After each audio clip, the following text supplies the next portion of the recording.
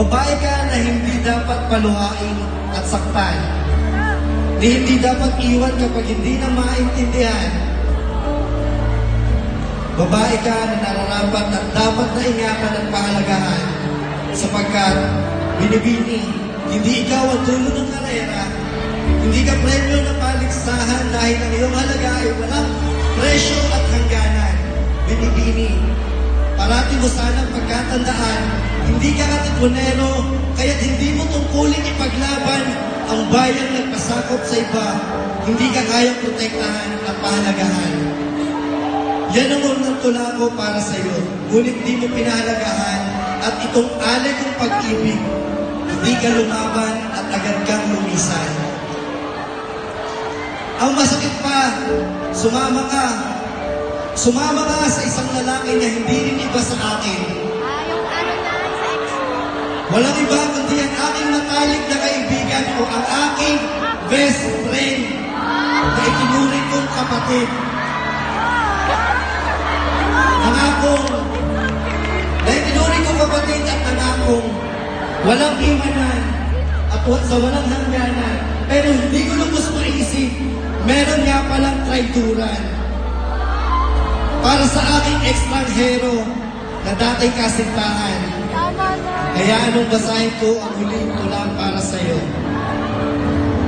Sa gitna na nagtatalong init at lamig ng panahon, parang sinasadya ng pagkakataon na masilayan ka sa di kalayuan habang may kasama kang iba at kayo'y magkahawak kamay, magkayakap at tila masaya habang ako eto, nakatingin sa inyo na tila ang damdamin ko'y nagtatalo-talo na di maintindihan kung ano ba ang aking nararamdaman, kung ako ba ay magagalit o magiging masaya na lamang dahil nakikita kitang masaya. Ganun naman talaga, di ba? Kapag nakikita mong masaya ang pinakaminamahal mo para sa'yo, masaya ka na rin. Hindi ba tama ako?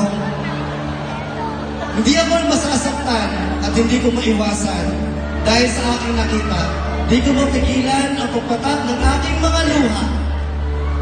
Kahit na maliwanag naman na sa iyo, ako'y ekstranghero na lamang. At ikaw at ako'y malabo ng magkaayos at hindi na muling magiging tayo. Sapagkat mas pinili mo yung best friend ko kaysa mas pinili mo kumandili sa piling ng iba kaysa kumapit sa aking mga bisig at handa ka protektahan at pasayahin at ipagmalaki.